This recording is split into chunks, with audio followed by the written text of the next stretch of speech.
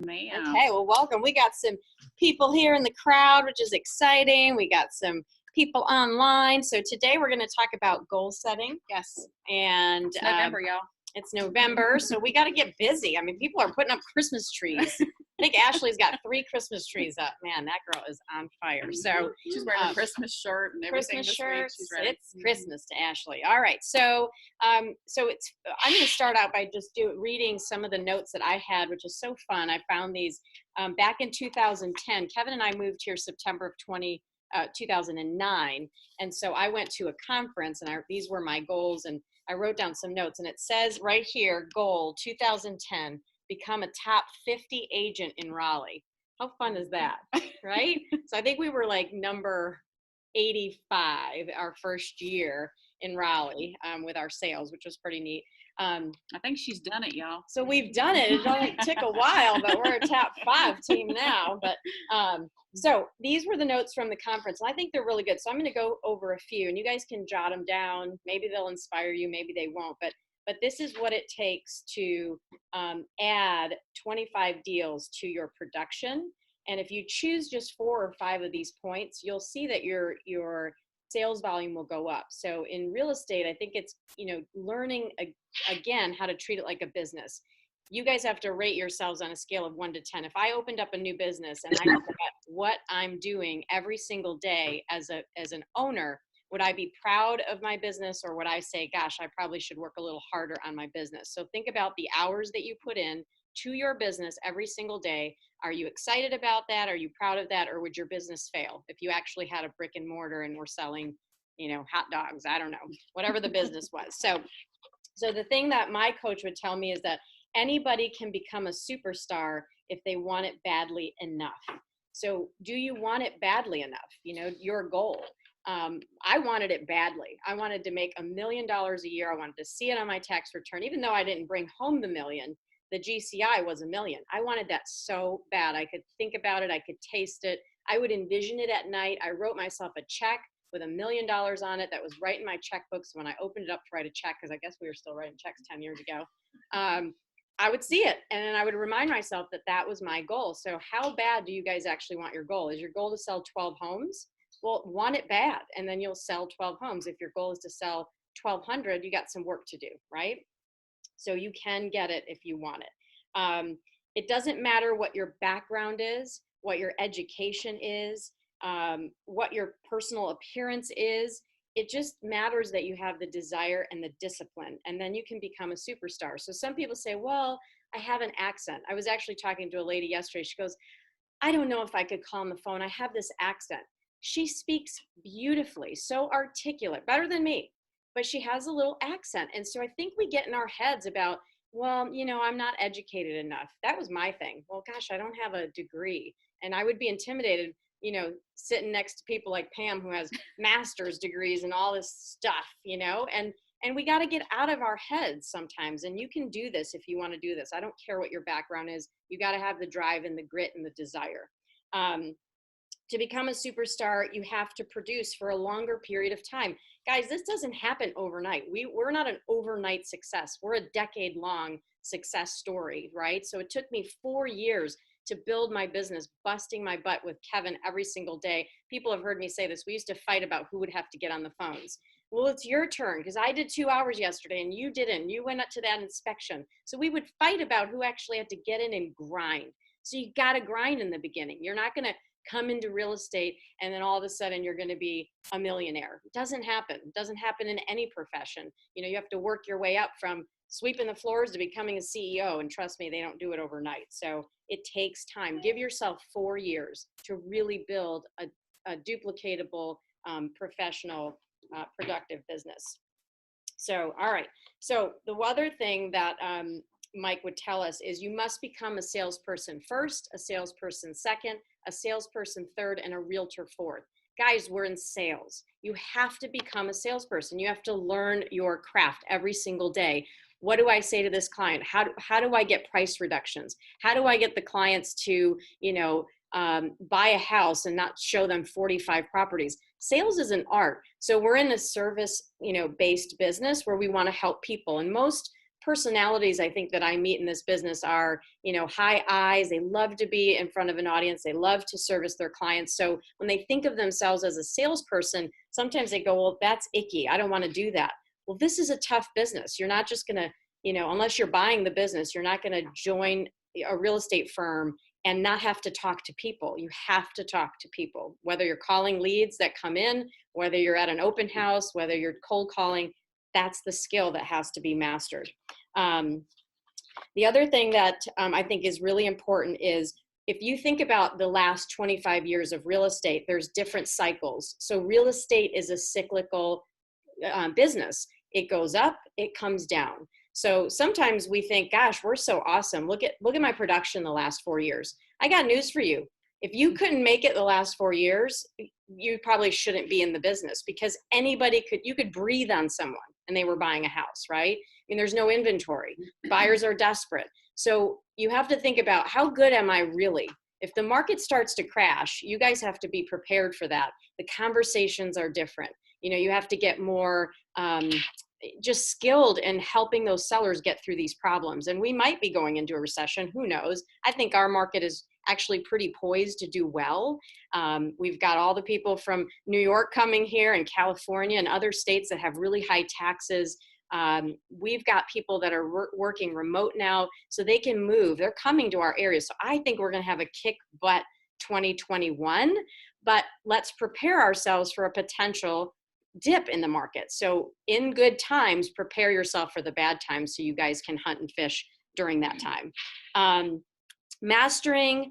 Number 6 is mastering the 90-day production cycle. So being able to repeat it time and time and time again. So if you want to make a lot of money, you have to figure out, this next 90-day stretch. Right now, what you do in November and December and January is going to get you paid in February, March, and April. So if you're like living, happily right now because you've got 5 deals under contract and you're kind of servicing those deals, what's going to happen is once those close in November and December, you're going to have to take January, February, and March to build the 90-day momentum again. And then you're not going to get paid till April, May, and June. God, that's like half the year is over by then. So you really want to start these 90-day cycles now and figure out what you're doing. We become like the people that we associate ourselves with. So think about your circle right now. Who are your friends? Who are the agents in your office that you're buddying up with? Is it the agent that, just wants to go and run around and look at houses all day and make videos? Or is it the agent that's literally coming in head down, working on their business, talking about their business, driven about their business? I think back, and I was probably kind of considered aloof at our RE/MAX office when we first worked here, because I wasn't getting to know the agents. I was just head down and running up and down the hallways, really looking busy. I looked the part. I acted busier probably than I was at times, so people could think that, God, she is just on fire. I would pick up my son in a suit all the time. I would go to his presentations in a suit and pretend like I was busy doing something. So I was always trying to create that I'm just a busy professional real estate agent. So I think that you have to really align yourself with people that are doing the business that you want to do, and kind of mirroring and matching their activities, because if that's what you want, that's what you must do. All right. I know I'm kind of going through this fast. Am I going too fast? Am I going too fast, guys? No? Okay, good. I want to just get through it because I know Pam's got a lot too. All right. So, real estate people are highly motivated by recognition, by security, and by money typically, right? We get into this business because we want to make money. We love typically to have the recognition of, here's an award for doing a great job. And then, we want the security of knowing that we can do it again and do it again and do it again. I tell you, my first 7 years of this business, I used to wake up every January 1st kind of going, oh my God, I hope I have a good year. This was before I had coaches and before they taught me a duplicatable system. And so I was always starting the year in fear because I didn't know if I would have a great year. I wasn't planning for it. After I had a duplicatable system where I knew I would get in every day, get on the phones, make 20 contacts a day, the fear of that was gone. And so then I didn't have commission breath. I knew that I could tell the seller the truth because I didn't care if they listed with me. I could just go find another seller that would. So I think that's the mentality, is that we have to create a duplicatable system and not have the fear that we're not going to be able to do it again. You're going to be able to do it, and if not, grow it and continue to grow it. So don't spend all of your money buying recognition, because a lot of times I think a lot of agents go, well, I'll buy a billboard, I'll buy ads, I'll buy a ton of leads. You don't have to do that. I mean, thinking about leads, to me, your two number one highest producing leads as far as a sale are going to be expireds and FSBOs. Remember, these people have raised their hand and said, I want to sell my home. I just don't want to hire a realtor because I don't find value in realtors. So your number one objective is to figure out how you can become the most valuable resource to the FSBO. The number two is the expired. They already hired an agent. They're fine with paying a commission. Something failed them. It was either the agent, the price, or the condition. So if you can figure out a way to get in front of that expired, those are the two easiest sources of real estate, and they're the two most feared. They're the two that most agents run away from. So if most agents are running away from this source and I'm running to it, do you think I'll find success if I figure out how to do it? That was a rhyme. Right? So think about it. When we buy leads off the internet or Facebook or Zillow is probably the third highest quick response lead if you build enough of a profile and you have enough people attracted to your profile. So that, I think there's a good ROI in Zillow leads. The other leads that you guys are buying out there, they're the slowest return. I mean, these people register on a website, you still have to call them, and you have to be highly skilled to convert these people. And not only do you have to be highly skilled, you have to be very patient, because the person that's looking online might have a 6 to 9 month turnaround, maybe longer, a year. So if you're not dripping on them week after week, month after month, you're going to forget them, and they're going to be lost in the pile of hundreds of leads that you have, and you're never going to be really good at it unless you have an awesome system. So if you're techie and you have an amazing system, go find the leads that are long-term that you're going to nurture forever, or just get really good at the leads that are right there waiting for you. So I tell my team this all the time. I can get in any one of their databases and make $10,000. And they've tested me on it, and I've gotten neighborhood deals out of it, right? So if I go into any of their databases, I can get from an expired or a FSBO a $10,000 commission check today. It's just, do you have the guts to be really good at it? All right, so I love this one, number 9. Our greatest asset in the real estate business is being an independent contractor. Our greatest liability in the real estate business is being an independent contractor. So you guys got to think about this. You're in charge, you're the boss, you're the CEO. If you hired yourself as an employee, would you fire yourself, or would you give yourself a raise, right? Think about this.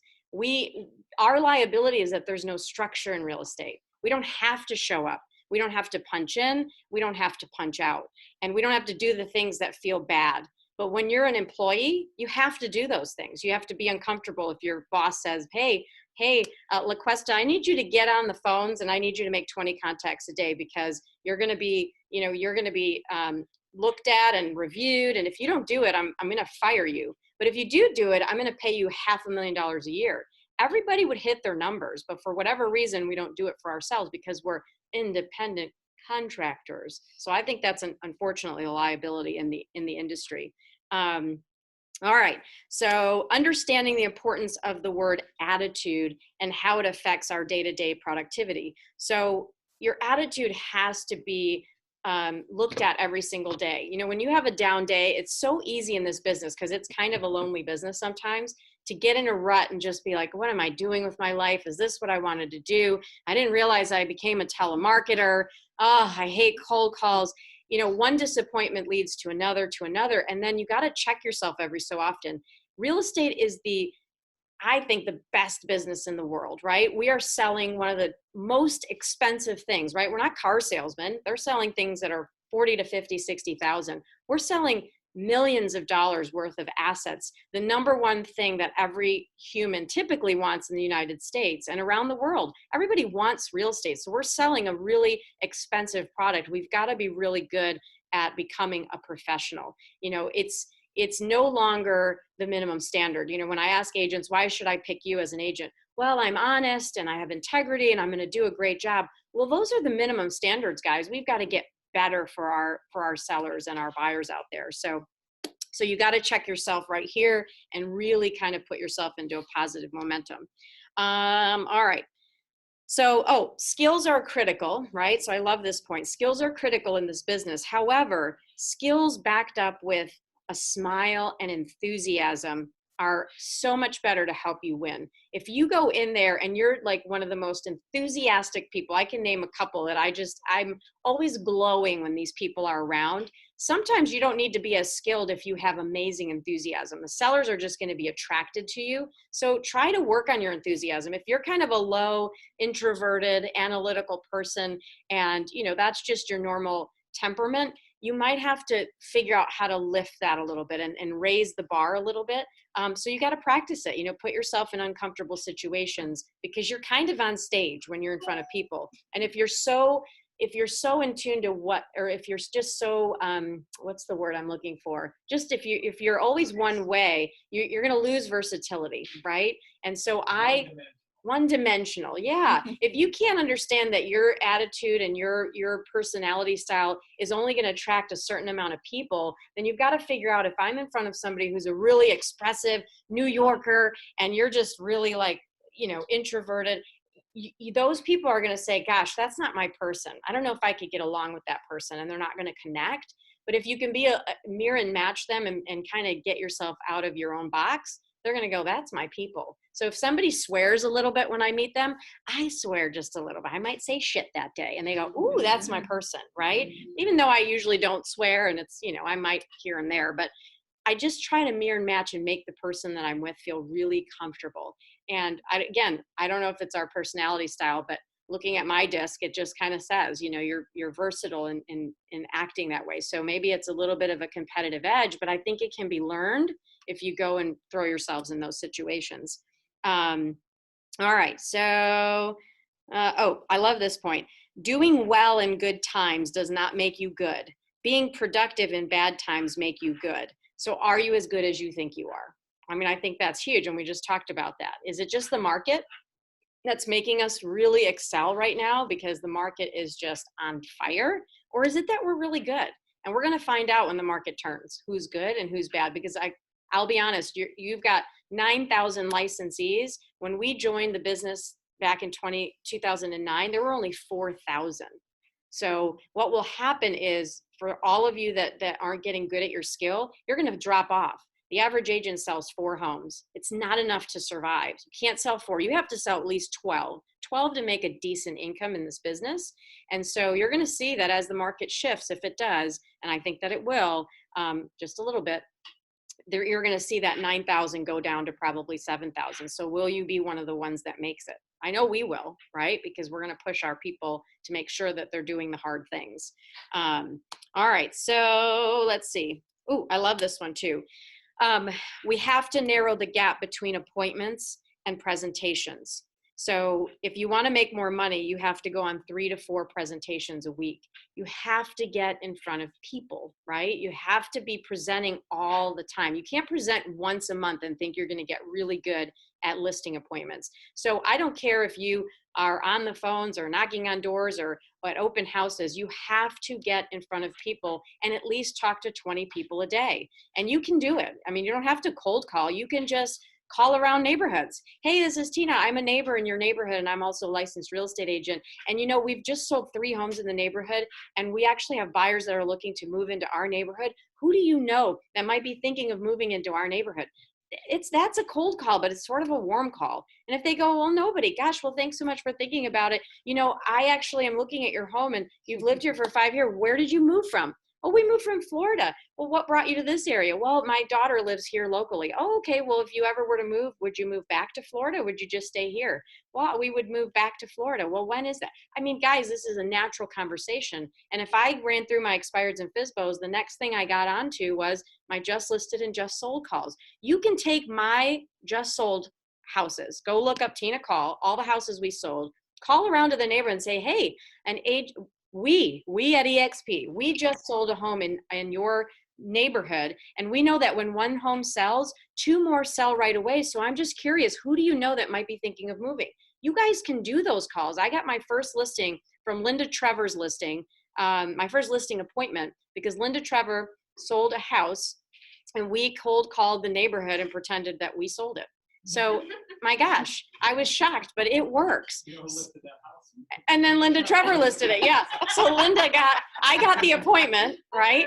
And I went out on the appointment brand new. I didn't even know how to get out of the neighborhood without GPS. And then Linda ended up getting it, which she should have. She was a better agent. She could show stats. I hadn't sold a home in the market, so that got into my head, but I had sold homes in other markets. So I just kind of put my crown back on and I had to shift momentum and decide that I am a good agent and I can do this. So there is no excuse to you guys not making money and not having sales. It's just you got to take the action. All right, I'm going to do 2 more. What time is it? So we can do Pam's slides as well. In order to become a top producer, you have to tell your clients the truth.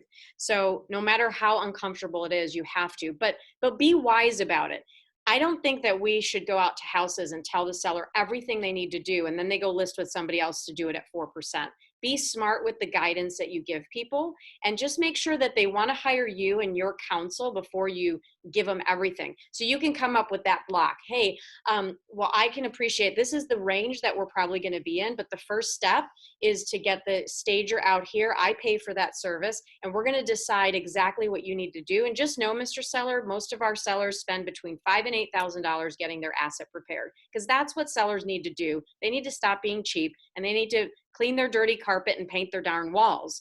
And so they're selling a $250,000 asset, a $500,000 asset, $1 million asset. Do they honestly believe that they don't have to paint their walls? Come on. So if you just say, we know, again, that every seller spends between $5,000 and $8,000 getting their home ready, just know that that's going to be the number. The next step, if you believe that I can sell your home and this is what I'm going to do for you, like I did for all the other clients, then we'll go ahead and we'll get a contract signed and we'll start the process. Are you ready to start the process? With a big smile on your face and nod your head, yes. Right? Yes, we're ready to start the process. And then you can talk about price. You don't have to price the house immediately. The prices change. If we go to war with China tomorrow, guess what? The price I just quoted you yesterday, it's over with, right?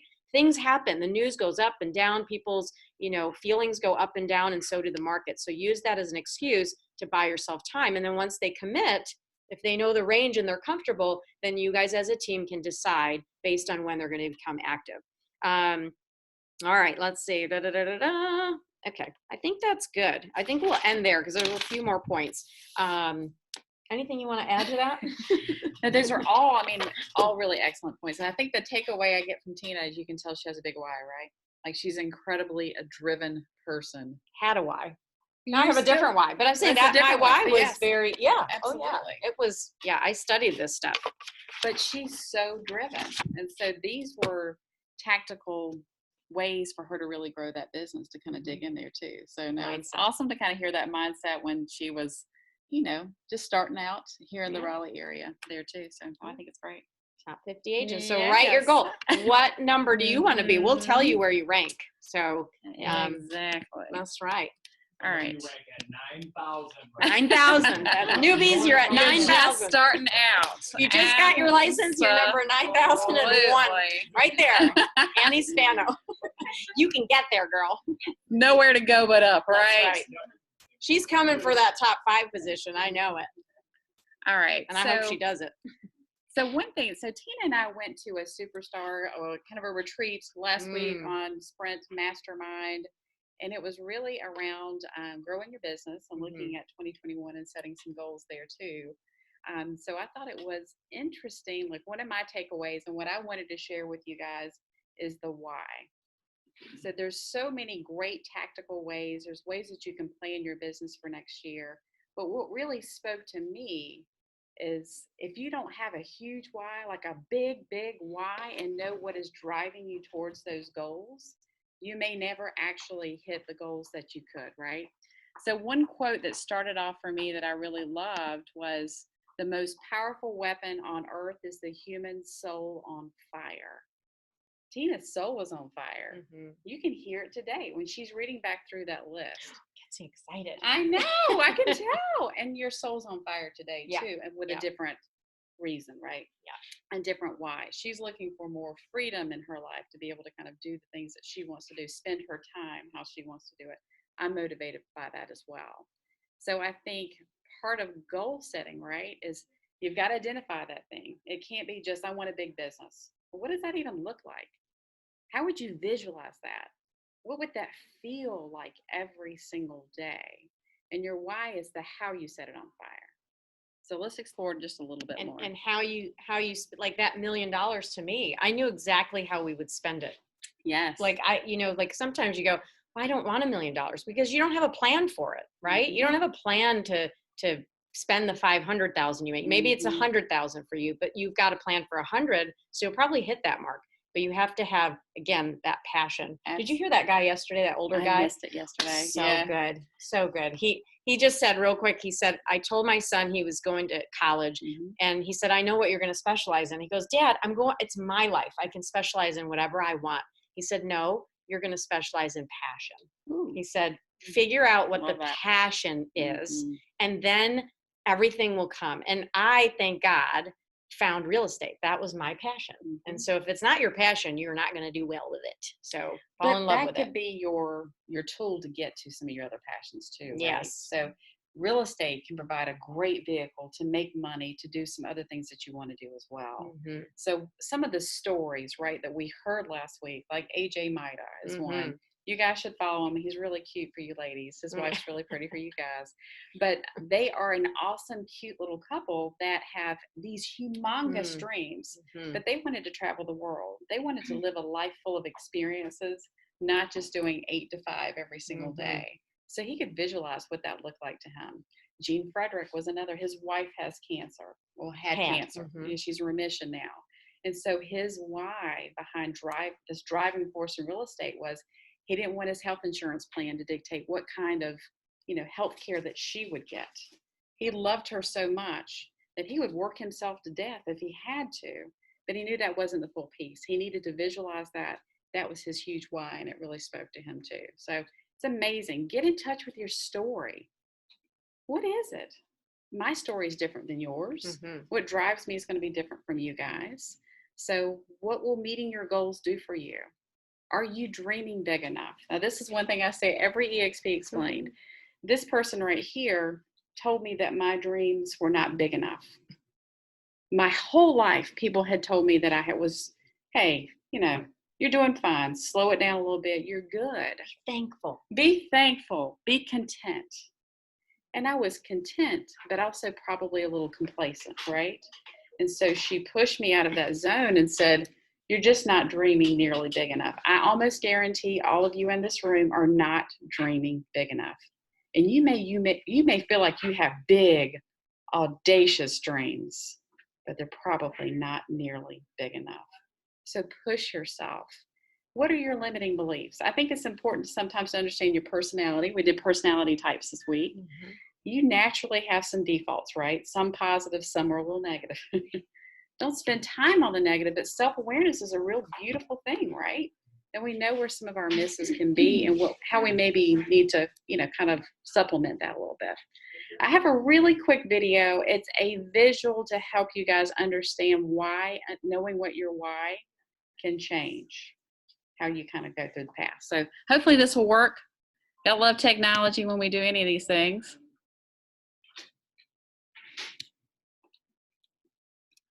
All right, I think it might. Fingers crossed.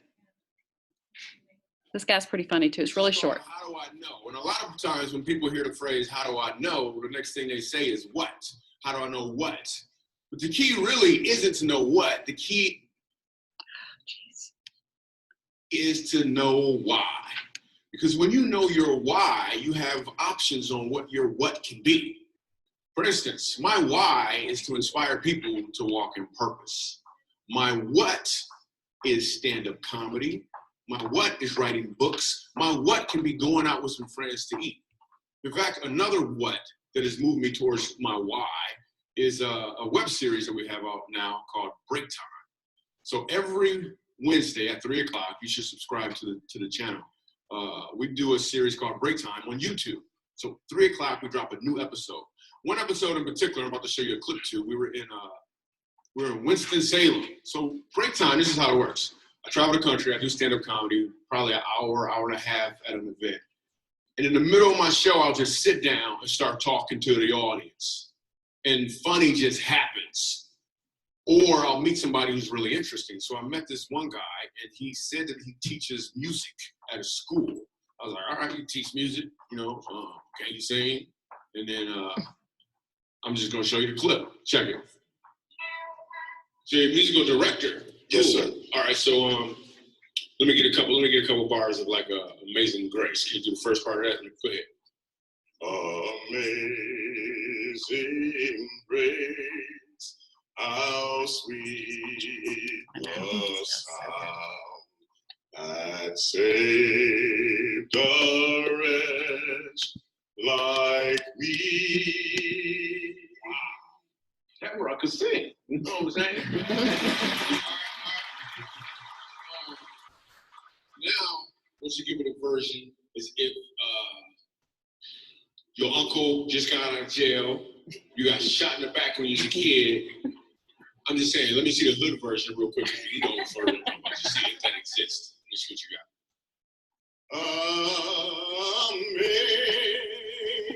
Amazing grace, how sweet the sound that saved a wretch like me. So good.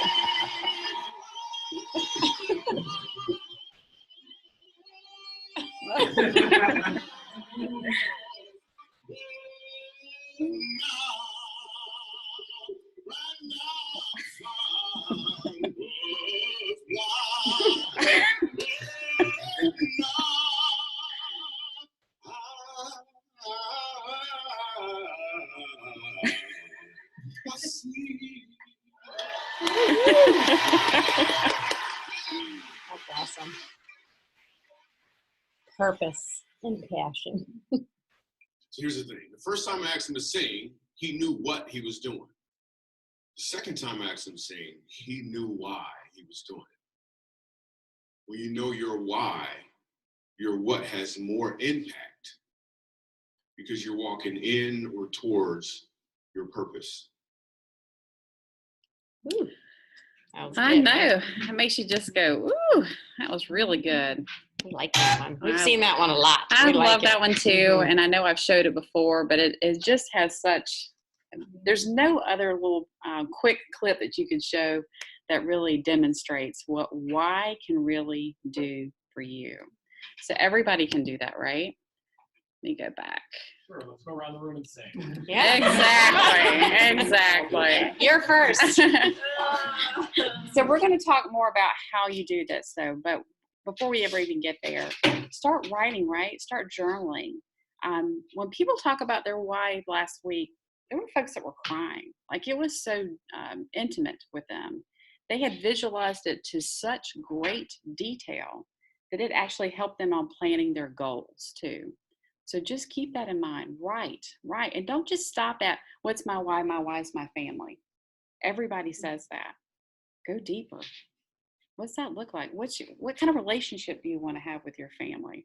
What would having money, doing all these things, what would that do for your family's life? Visualize it very hard. And then there's always this transition, right? So we've got these big whys. Now we're marching towards this. But the distance between your dreams and reality is called action. So you do need these steps. You need a plan in order to get to your dreams too. So there's a lot of exercises here. This is more of the tactical piece of it. So visualize what it looks like, and then let's put some plans in place to actually get there. So would love for you guys to spend time this week writing on these topics, or just some ideas that I have.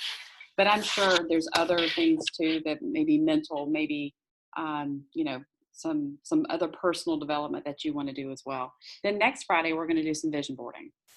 So get all this stuff kind of written down, and it's for a purpose. So you've got homework this week, guys. So your 2021 goals, if I'm writing them down, and I do every single year, and I monitor that, business, financial, because those can be two totally different things, personal development, my health, which is one that's got to be a focus for me this year. mental development, and then my family too. And then SMART goals. You hear it all the time, right? But just this means something. If you just have such a broad goal, you'll probably never accomplish it. Or even if you are tracking towards it, you have no idea really if you are. And that's important to know if you're tracking to meeting your goals, right? So why all these numbers and knowing your metrics, why that really matters. So make sure it's specific. I mean details, y'all. Measurable, actionable, somewhat attainable. Push yourself though. Don't make it a slam dunker. That's kind of it's kind of a wasteful goal. Forward. Yes, forward. Exactly. Because even if you don't hit it 100%, right? But gosh, if it was a big goal and you hit 90%, how great is that? Relative, time bound. Example, a real simple one. I mean, this was basic, right? I will close 25 buyer deals and 25 seller deals by December 31st, whatever the date is. And a lot of realtors are very visual too, I find. So I loved a visual. So if you just have like a little print of a house, right? And then you get the little sticky notes and you just, you want 25 deals, fill up that house with those little pink stickies or something, to see and make you achieve. You gotta always have that visual in front of you. What does it mean? And anything I had, a thermometer or whatever, it was always, I got to fill up this board. I got to fill up that board. So when I walked in the office and I saw that I was not achieving my goals, if I wanted to sell 25 home and I've got 10 on the board, I've got work to do. And so then it was like, we got to fill up these boards. Kevin and I would always say that, we got to fill up these boards. And he'd go out and buy 15 more folders, right? He's buying these new folders, putting them on our desk because we got to fill them with deals. So you got to be I think visual is very helpful. I think so too. Speaking of that, Gene Frederick, he carries around a folder, a binder of all of his goals. So he can look back for what his goals were like 10 years ago.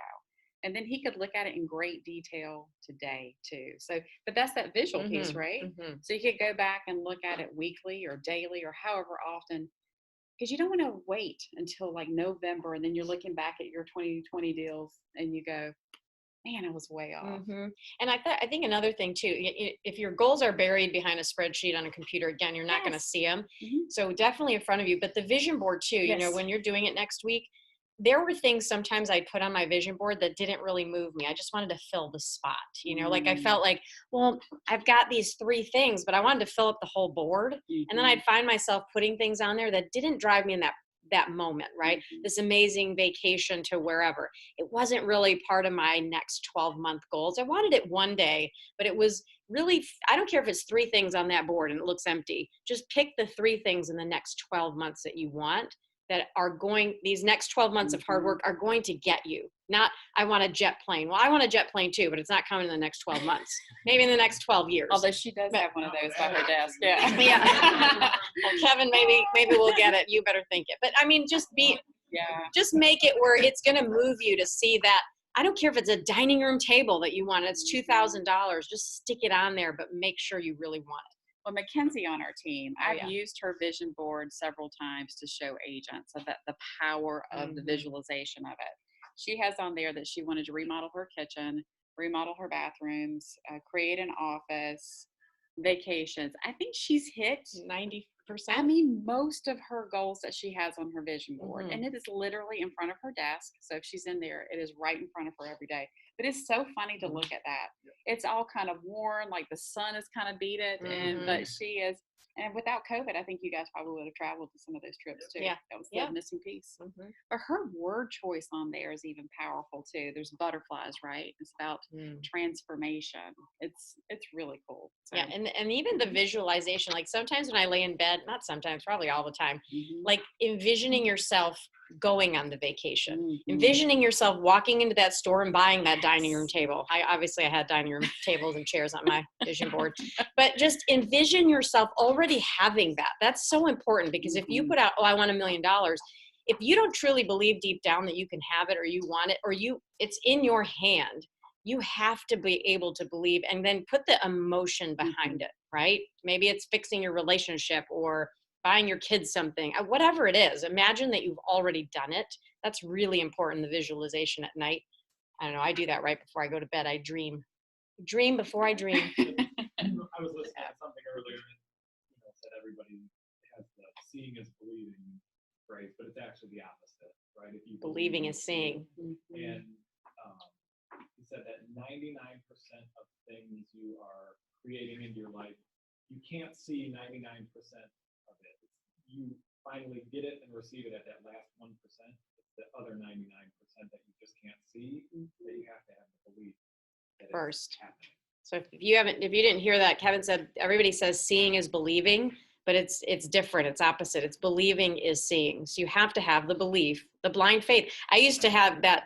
Mike would say that all the time, my coach, you got to have blind faith that this is going to work. Like, and I just knew, I'm like, yes, this is going to work. I'm going to do this. And you have the blind faith. But yes, believe it, and then you will see it. Review your goals, like Gene with his binder, or however you had it. There was another conference that we went to last year, and I can't even remember who it was, but this billionaire, right? So every Sunday night, part of his plan was to go back through his journals and all of his goals. And so it mentally just kind of helped him. It re-inspired him for the week that was coming ahead, helped him plan a little bit too, but he knew exactly where he was with each goal. And I've always been taught to keep just a short list of goals, right? Like maybe 10. I think he had like hundreds of goals that were written down, but they were all very private to him. So you may remember that as well. He wasn't very complacent. No, he was not. Like doing these goal things on his yacht. And there was like pictures of him on this yacht doing his goals. And I'm like, we're just like, didn't you achieve your goals? Like, I mean, you're on the yacht in the middle of Capri. So anyway, that was just funny. That I thought that in that moment, like I would have been fined probably $1 billion before that. Yeah, that next you're billion. like, you can slow down just a little bit, sir. I think it'll be fine there too. So share your goals and ask for accountability. So it's great for you to write them down. But I think as we've talked about some during New Agent training, you're much more likely to achieve your goals if you verbalize it out loud to people, and then you also ask them to help you stay accountable to those goals too. So that's another piece of it. I mean, it's kind of the uncomfortable part of it, but if you don't, then you won't check in, and then you'll look at November, your last year's goals, and realize that there were some misses there, and they were easy to attain if you would have tracked yourself the whole time. And I want to just expand real quick on that. So accountability is key. For me, the coach was accountability. Every month I paid $1,000 in a 12-month contract. So you're locked into that payment every month. So if you're not doing the things that you say you're going to do, you feel like a dum-dum. Why am I paying this money? So that's coaching. And people go, I need a coach. Well, then you're just saying you need an accountability partner and a cheerleader and a therapist. That's really what your coach is. To learn the skills, you have to go outside of the coach. The coach is not going to teach you the skills. The people teach you the skills. You can Google anything you want on the internet and get the information. So it drives me nuts when people go, I don't know how to do this. I figured it out. You can figure it out. I mean, if you can't make it here around all of us, we've got problems, right? So you can go and find the information, but you have to do the practice and you have to do the implementation. And then if you need an extra piece of accountability, get yourself a coach and pay them $1,000 a month. You'll stay accountable. That's just someone to kick your butt, making sure that you're doing it. I mean, you could pay us $1,000. Would you take it? I'll take it. I'll take it. Coaching company opened immediately. P&T coaching. We're done. I like it. Okay. And maybe before we get to some of the homework there too. So we are actually working with a business coach right now. And there's some packet of information here just to help maybe write some things down. So the first part is part 1. It says my 1-year goal is. I'll hold this up to them too. You guys, we'll send you a link to this. Yeah. My 1-year goal is, and then one way to achieve my goal is, and then it has some tactical things there too. So this is a Keller Williams thing that I actually really liked it at Keller. You set your goal, then you identify the priorities for that goal. So it's the next step, and then your strategies for like the 5 action things I'm going to do that would feed into my priorities and also feed into my goal. It would ultimately help me accomplish that. So that's kind of the first piece on it. There's also another worksheet where it breaks down your annual goals down to your monthly goals and then down to your weekly goals. Again, this is really getting into the minutia. But if you have really big goals that you want to accomplish, I mean, you got to put a plan in place, right? You can't just wish and hope and dream that I'm going to be a millionaire. I got to plan my ass so I am a millionaire at the end of it. So there's that. And then a lot of people ask me, like, how many appointments do I need to make? How many dials do I need to make this certain amount of money? So her formatting is a little bit funky, I will tell you, and I couldn't change it because it was a PDF. But these are just kind of some tools and workbooks that I thought were really super simple. If you really need to just break it down to just some basic numbers of how many people I'm going to call in order to hit those goals too. So just know we've got these. And these are huge Mike Ferry things. So Mike Ferry's been around since 1975. KW started coaching in 06. So it's all Mike Ferry stuff, which is funny, you know, but if you go to MikeFerry.com, there's very simple plans there too that are not as in depth as this. It's just having some sort of tracking, you know, just that tracking is really important. So for sure. And we've got our little prospecting sheets too, which flow into like your weekly plan, right? So it's just being intentional. Have a great why. Be really excited about what you're marching towards, right? So that's where you got to first start. You got to set that soul on fire, and then you've got to develop a plan, and then you've got to find some tools to help you implement that plan too. If you do those, you'll be super successful. Huge. And there's two things I want to mention. Again, if you guys get more serious about learning what to say, right? So maybe you don't want to call for sale by owners and expireds. That's fine. But at some point you're going to get a call from a friend who refers you, somebody who maybe couldn't sell their home, right? That's an expired listing. You still have to learn the answers. You still have to learn the process. Your friend may call you and say, hey, I have a friend who put their home up on the market, but it just didn't sell. That's a FSBO.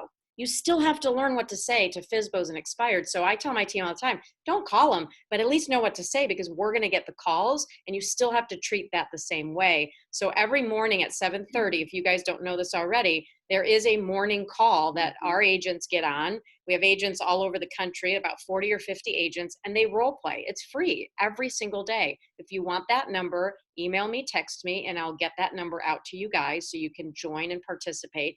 But listen for the first few times, but then take action. Melanie Joy is on that call. She is fantastic. She has never sold a house yet. And the trainers on there are like, Melanie, you're doing a great job. And she's so natural. So get yourself on there, but take the initiative to jump in and make yourself really uncomfortable. You can't grow in comfort, right? You're going to stay the same. You have to be uncomfortable. So you're not a surgeon who's about to cut open your first brain. Come on, guys, you're making a phone call. Let's be real. Imagine how nervous you'd be cutting into someone's heart. Kill me now. Like, I can't do that, but I can make a phone call and have someone hang up on me. Like, that's ridiculous. So you got that. The other thing you guys have is Jackie Kravitz, who was one of my coaches for a while, has a coaching company that she's offering us $75 a month. If you can't afford $75 a month, quit drinking Starbucks and you can afford her coaching. I used to pay her $1,000 a month. So if you want that, contact too. I'll send you guys a link so you can get her coaching for $75 a month. So we better see as one of the goals for everybody is development, right? Skill development. That's the number one thing. Absolutely. Yeah. All right. So some homework for this week, and then we got a quick video that we'll share. It's 15 minutes or so. So if you got time, we'll watch it. It's around this crazy guy that had huge goals and he accomplished them. So it's kind of fun to watch. But the homework for this week is write a letter to yourself. What do you want your year to look like? How do you want to be living going into 2022? Like, really dig deep into that, visualize that. What is your life going to look like? Again, dream really, really big. Or write a letter to yourself, seal it up. We'd be happy to store it for you if you'd like. Yeah, Kevin and I did that every year. And so how it looks is, hey, Zach, 2021 was amazing. I did this. I can't believe I actually sold the 30 homes that I said I would sell. I can't believe I bought that new car. I can't believe I bought the dining room table. Whatever it is, right? I got my teeth fixed. I got a dining room table. Yeah. Maybe that's it. Whatever it is. I grew out my hair. Whatever it is. I can't believe I stopped biting my nails. I mean, whatever your goals are, that is yeah. And so Kevin and I would do that every December, and we would fold it up and we'd either keep it with ourselves so we can reread it. But what's crazy is at the end of the year, if you take that out, so put it somewhere where it's really noticeable, you will achieve 90% of what's on that list. We've done it so many times. One of them was moving to North Carolina. That was the first time we did that exercise. And then we did it within 9 months, not the year that we said. So That's a great It's exercise. the art of writing anything down, right? And then the visualization of it too, of what that would look like, and then what that would feel like by living like that. And if you don't do it, you just don't want it. It's true, right? No excuses. I mean, that's the reality, right? Yeah. So then take the goal sheets, write some things down so you have some specifics, right? And that will help you identify what you need to put on your vision board, all of this. And then let's have some fun next Friday. We won't be Zooming. We'll be here cutting magazines up. So if there's something that's really uber important for you, like I have a boat that I've got in my mind that I'm marching towards. It's a really pretty one. So I'm going to have to print that one out. I may get a nice print of it, and it's going to go up. It's going on my vision board. So if there's something that you are marching toward that's very specific, make sure you find the piece so you can put it on your vision board. have you visited that boat and taken a tour? So we were in San Diego, and they were having a boat show, and it was available, and I was like, oh, I want to go see it. Did you go see it? I did not, because we were traveling. Oh, that's right. Well, they got to go see that boat. We do have to go. And I am going to do that. Yeah. I'm going to have to fly to sit on it and stand on it and all that, and touch it and feel it. It's pretty. Get behind the helm. I know. Ashley said she'll have a picture of her on Pam's boat. Exactly. That's good. Dream it for her. We'll help you manifest They it. have seen the idea of how I want to live my life. So I'm trying to march towards that. And you guys hopefully will too.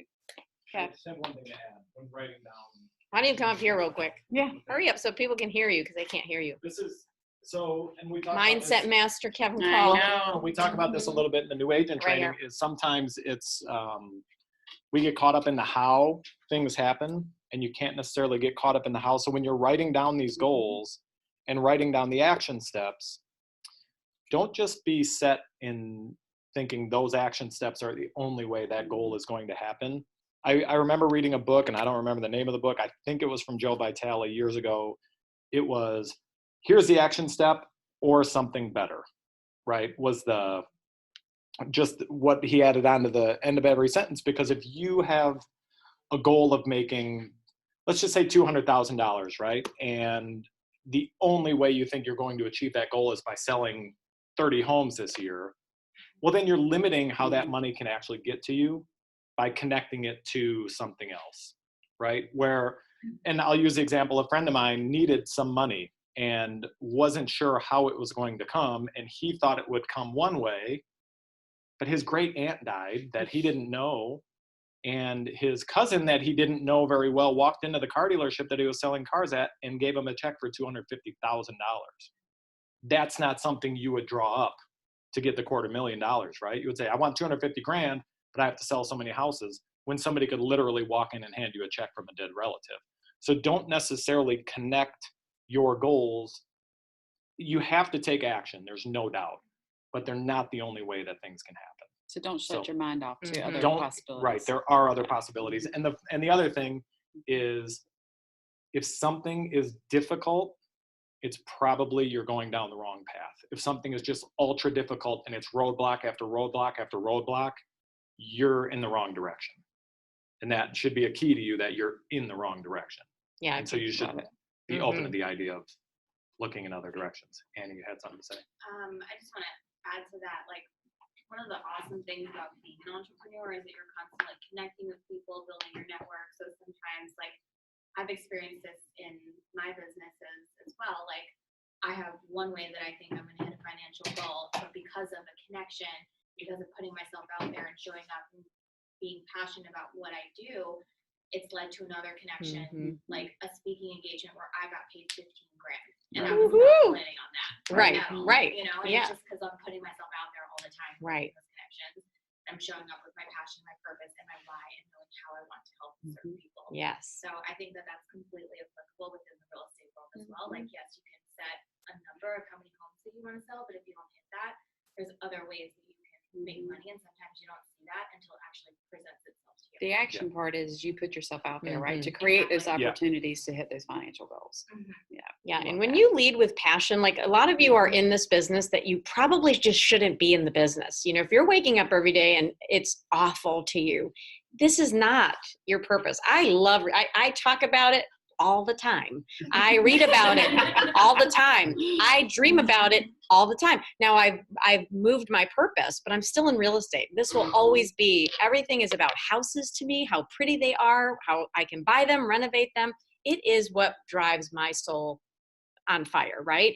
You've got to have passion behind all of this action too. If you're just hating this business every single way, you're like, oh, I guess this is the only way to make money. It's just not going to come to you naturally. You got to love helping people, but get better at your craft and you'll get paid more, right? There's a reason why Tom Cruise gets paid $20 million for a film and some extra, on TV gets paid $1,000 to show up. Scientology. Yeah, exactly.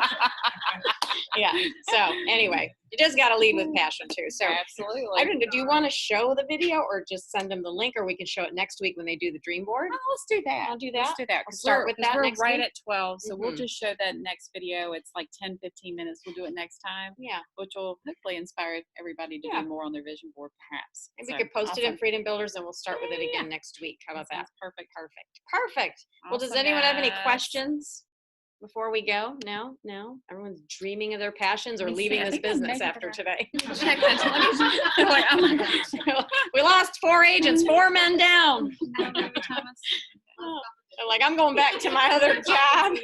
That's right. Oh yeah, Carla wants to be a part of it, and she's out of state. You know what, Carla? We will Zoom next Yes, week. It just let's will do be it.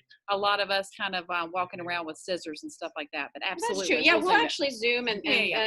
that way, because we have Freedom Builders that are out of state. We have Yeah. a lot. So yeah, we'll do it We'll do together it. as a group. So Sounds good. perfect. Bye guys. Bye, Have a guys. great weekend.